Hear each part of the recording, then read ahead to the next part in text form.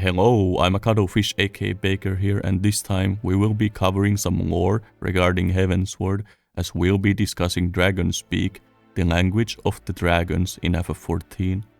This language is interesting as far as fictional languages go, hence I figured it would be worth making a video on, so let us jump straight into talking about it.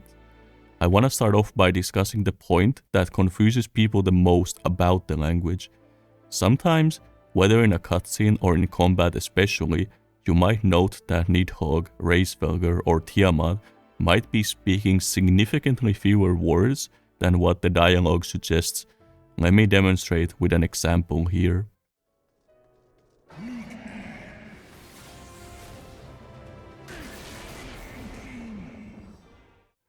You see how in both instances, Nidhogg uttered only a few words, yet the actual dialogue box was way more than that. At a first glance, one might think this simply has to do with typical voice acting shenanigans. You see this in fights such as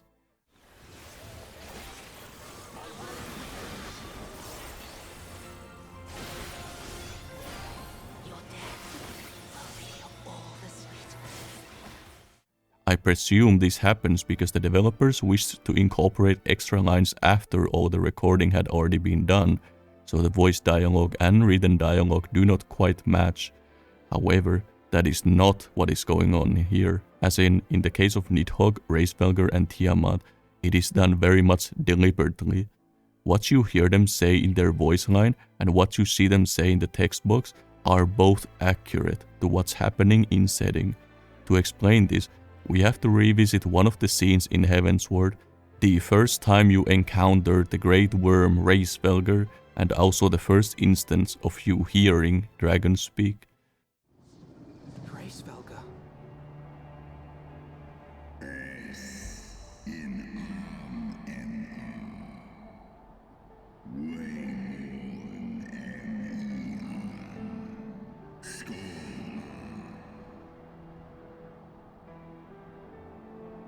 By the 12. Mine ears hear the tongue of dragons, yet the meaning rings clear within my mind. How can that be? So what is happening here, in essence, is that Alphinaud cannot understand Racevelger's actual words, but his brain nonetheless picks up on its meaning. Racevelger is, in essence, using a telepathic form of communication where his words need not necessarily match with what ends up being communicated to other people. Remember that the dragons are alien beings in this setting, and the first brood in specific have some supernatural abilities, immortality among them. So this form of communication fits them perfectly. It's something we cannot understand, and we aren't supposed to, because even the very way they communicate is so otherworldly. So let's go back to those two voice lines I showed earlier, and I can show you what's going on in practice. So here Nidhogg says Mick Ern, which would literally translate to weak man, though a more eloquent translation could be something like feeble mortals or frail children of man, but the dialogue box says wriggling maggots, I shall grind you to paste in my jaws. So the auditory line Mick Ern is what Nidhogg expresses, and the dialogue box is the message that your character's brain receives. So yeah, the auditory and text line do not match, and they aren't supposed to. That's the beauty of this language's design and how the first brood use it. Also, Dragon Speak doesn't exist in a written form. Really, the only way to get anything of this language in text is either by looking at names of attacks or locations in the game, or by referring to this forum post. For the next point, let me begin by looking at another line. So in here, Nidhogg's voice line is Ek morn an kin, which directly translated would be killed I kin, which definitely sounds a bit rough, so let's change to a possessive adjective and add in the preposition. Then we get killed by my kin. Something you may have noticed from both of these examples that the voiced line is a lot more raw, as it were, in contrast to the written line. To say someone was killed has a way stronger connotation than saying they were doomed, which doesn't even always imply death unless you explicitly state doom to death. This too is by design. The language of the dragons is made with ridiculously extended lifespans in mind. It is a form of communication that has a ton of grammar left out, because the dragons, having lived such long lifetimes, figured it would be more efficient to heavily rely on context so that less is said. This is because a dragon may live with the same partners for thousands of years. It's akin to being married to someone for a very long time, and your brain starts to pick up on the patterns in the other's way of speech, to the point that you could already roughly infer what they are going to say before their sentence is finished. I reckon we would get a better example by visiting an actual bit of Dragonspeak dialogue from a cutscene rather than in combat. Let's examine this little exchange between Nidhogg and Reisvelger just before the final steps of Faith Trial.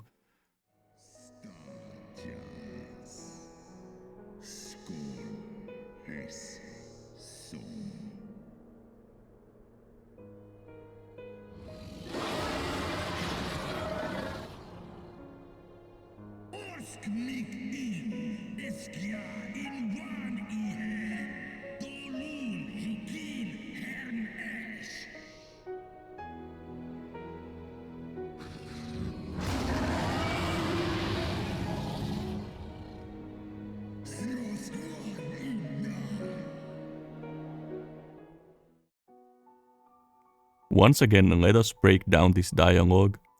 We start off with Nidhogg saying Osk myk in, eskja in van u hern, doch loon u kin hernesh. Now let's translate this directly. Speak weak you, love stupid you want of woman, forget blood of kin woman flesh. Then Reisvelger responds with Osk va in an. And then the direct translation, speak how of her. So as you can see, this language is really just a bunch of gibberish. It has just the bare minimum enough amount of context that you can, with a very deep understanding of both the context and the person you're speaking with, hopefully crack the code and understand the meaning behind the sentence. Now, every language, English too for example, rely quite a lot more on context than you might think. That's just a part of communication. The dragon language just takes the idea and cranks it up to 11. Of course, one can pretty much immediately tell two major flaws with this language, which are both tied to the obscene amount of reliance on context and the understanding of the speaker's personality. It means the language isn't very conducive to learning, as it will take an extremely long amount of time to master the language, nor is it conducive to communicating with other beings who lack that context. However, neither of these are a problem to the First Brood. They live so long that that sort of a communication is really no problem, and because of the supernatural ability to speak that I mentioned at the beginning. It does, however, create an issue in their offspring. See, the dragons sort of devolve instead of evolve, if you wanna think about it that way. As they go further down the generations and stray further and further from the original bloodline of the First Brood, they deteriorate in a sense. They aren't as powerful, as intelligent, and they live shorter lives, that sort of stuff. This is why the more recent dragon offspring aren't quite as fond of the language, since they don't have the luxury of being able to live for thousands upon thousands of years, which is why younger dragons struggle to speak the language properly. But the language nonetheless persists due to the nature of the First Brood living essentially forever. It prevents the language from ever evolving, unlike languages in our real world which are constantly evolving. In that sense, the dragon language is one that is completely stagnant, which is of course really fitting to the dragons. Akafo? 30 seconds. Right. Oh.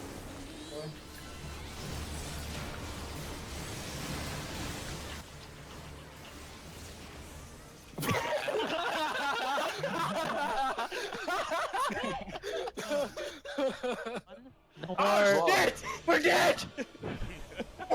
Oh no. Next, let me go over some names in Dragonspeak that one might find in duties throughout the game. So these first two have an implied translation and a literal translation. For Akmorn it would be fated death, and for Akafa it would be eternal fate. Mornafa is a mix of these two words and stands for eternal death. Som Al means promised slumber, and Sorkai stands for sad apology. These next three are a little up to interpretation. Anga Morn is interesting because if it were all one word, it would stand for extinction. But since it's two words, Anga means all or always, while Morn is death. I would imagine always makes more sense here since it's not a raid-wide, so always death. I would imagine the idea here is that it always causes death because it's a hard-hitting tank buster, but to properly translate it into English, you probably want to take some liberties here and infer that the attack is referring to a kind of an eventuality since everyone dies at some point. Thus, he's inflicting certain death on the tank. An eloquent translation would then be something akin to death sentence, which some may recall is the attack used by Twintania, an ancient Meracidian. Los Da'i, the buff that Bahamut Prime has in his final form in UCOB, would literally be madness inside, though madness within makes more sense here. And then we have the quote from DSR.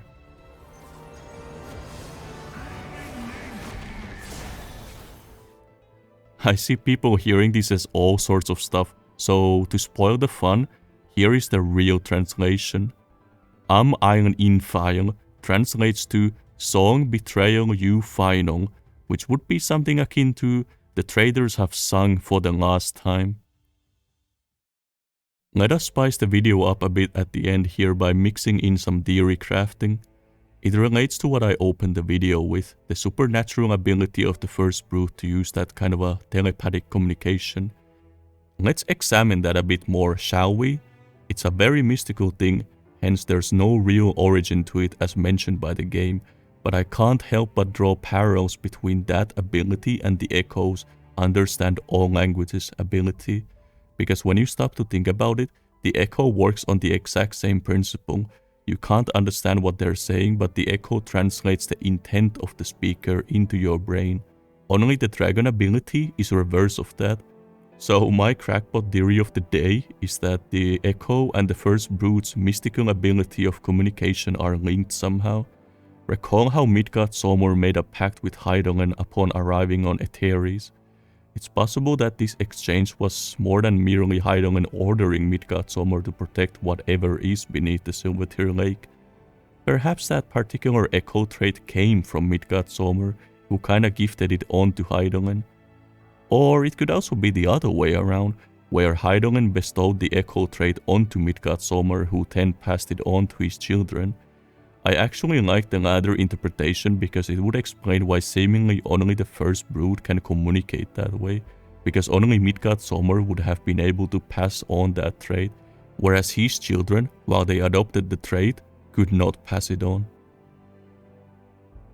It's also interesting that the dragons were originally intended to be a beast tribe, and it was precisely through the Echo that the player would have been able to understand what they were saying.